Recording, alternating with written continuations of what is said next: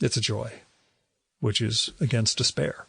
But you need to go experience this yourself. So go get Zero at the Bone, 50 Entries Against Despair, and get back to me so we can talk about it. Now, as caveats go, Christian shifts his legs a couple of times, which sounds kind of scratchy because of where the mic was. And some kids, a house or two over, were playing in their backyard, which at first I got uptight about, and then remembered that the laughter of children is what carries prayers to God. So I learned to let it go.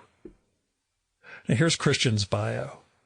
Christian Wiman is the author, editor, or translator of more than a dozen books of poetry and prose, including memoirs My Bright Abyss, Meditations of a Modern Believer, and He Held Radical Light, The Art of Faith, The Faith of Art, as well as Every Riven Thing, winner of the Ambassador Book Award, Once in the West, a National Book Critics Circle Award finalist, and Survival is a Style, all published by FSG. He teaches religion and literature at the Yale Institute of Sacred Music and at Yale Divinity School. His new book is Zero at the Bone, 50 Entries Against Despair. And now, the Virtual Memories conversation with Christian Wiman.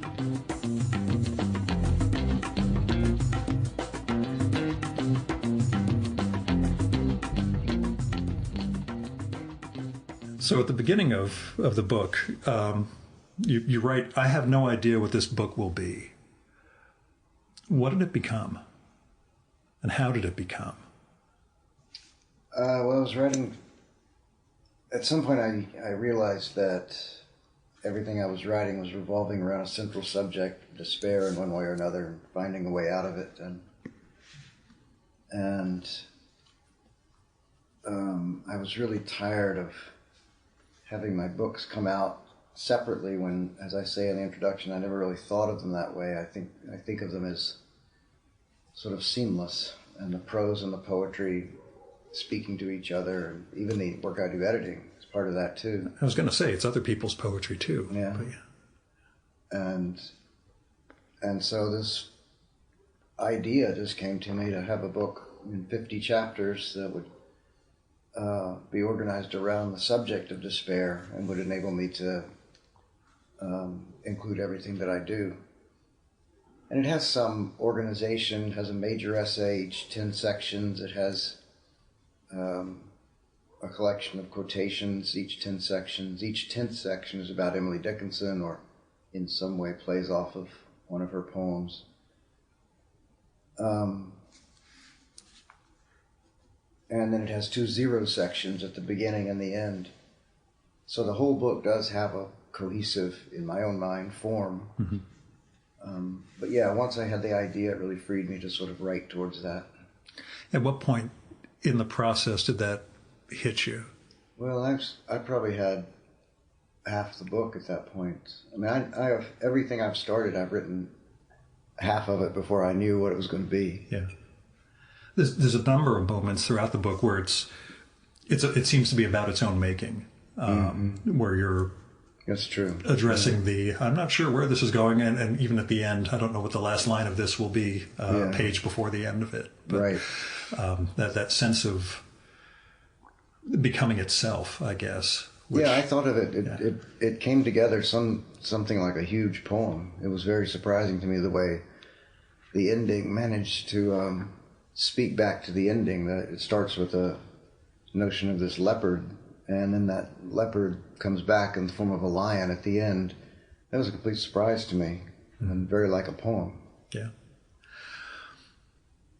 You a fan of Lampedusa's The Leopard, or not? Well, I was. I read it in college. Okay. I haven't read it I've never since. returned to it. It's a book I prattle about all the time, only because I read it in my 40s for the first time, and am convinced that had I read it in college, I wouldn't have gotten. Yeah, I don't have a strong memory of it. Yeah, it's one of those books for midlife and beyond. Yeah. I am thankful to at least that's the excuse I give for not having gotten to it until Maybe that'll be the next thing I read. Huh?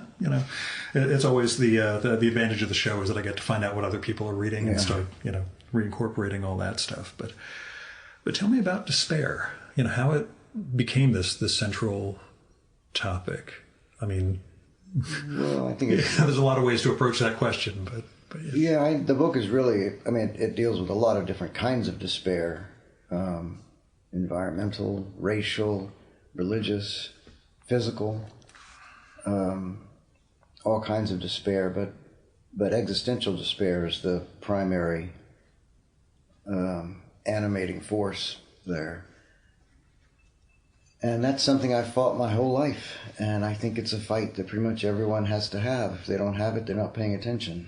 And I quote William Bronk in there, says, I deal with despair because I think it's in the nature of the reality of things.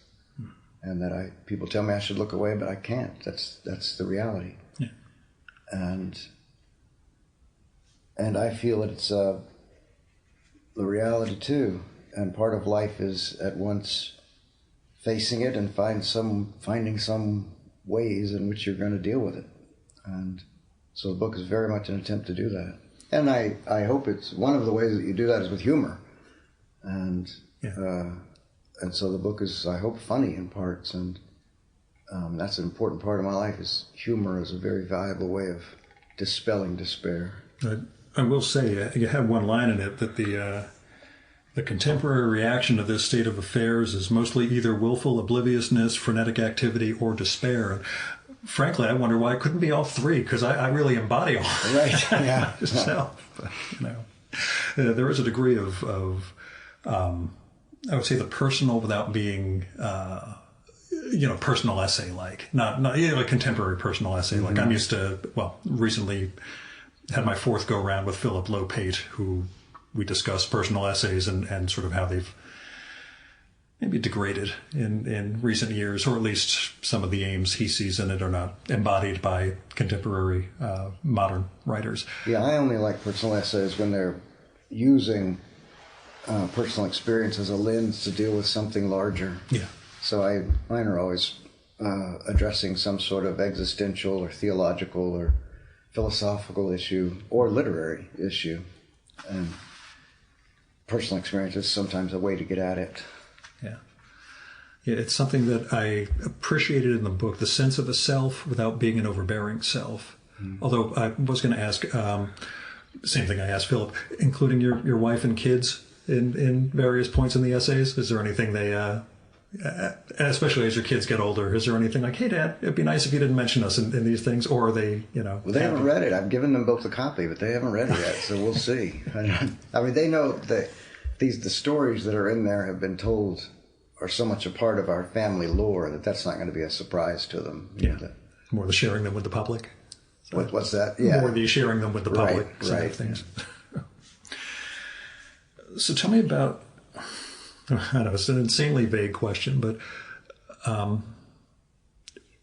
poetry and I hate to say, what it means, or, what it means to you, or how it provides this response to despair. Again, horrendously vague. Feel free to reframe that and answer the question you'd like to answer about poetry. Well, I think any work of art is, in some ways, an action against despair. Even if there's a famous poem by Philip Larkin called Obad,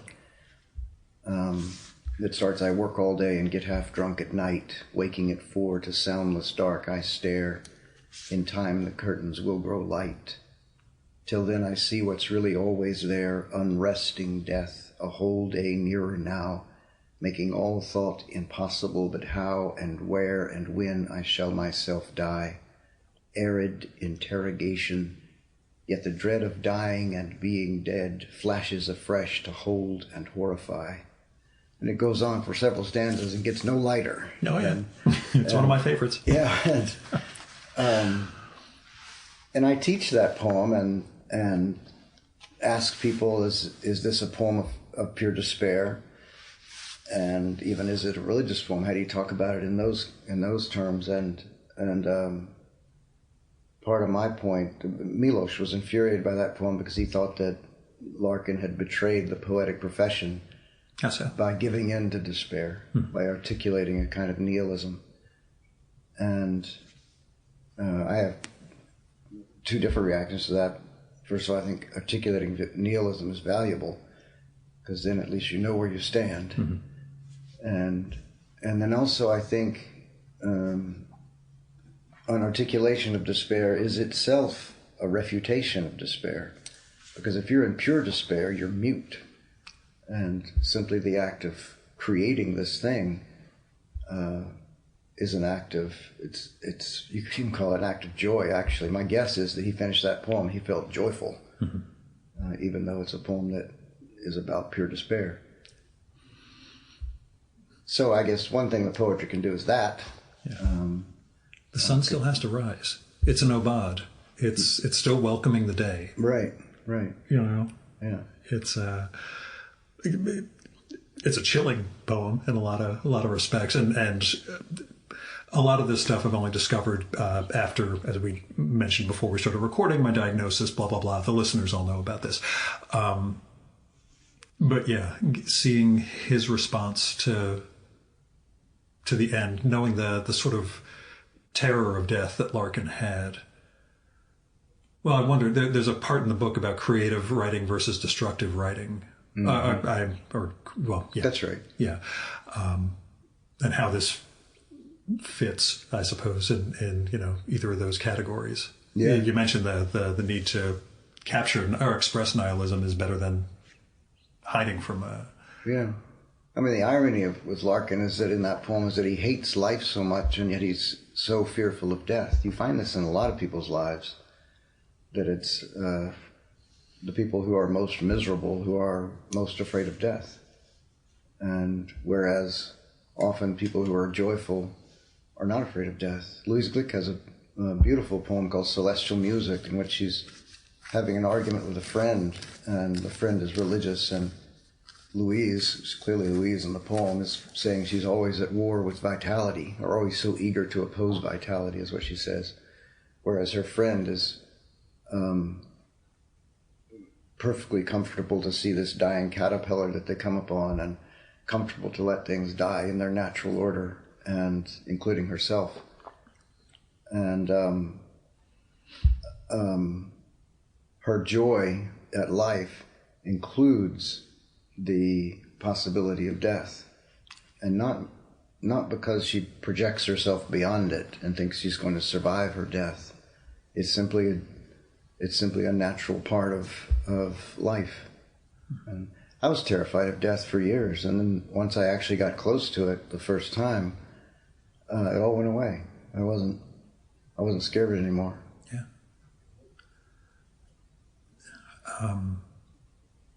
Again, I've talked about it on Mike, but my 10-day interim between you need to see this doctor and then walking in and getting, oh, Gil, you're perfectly fine, everything's going to be okay for another 30 or 40 years.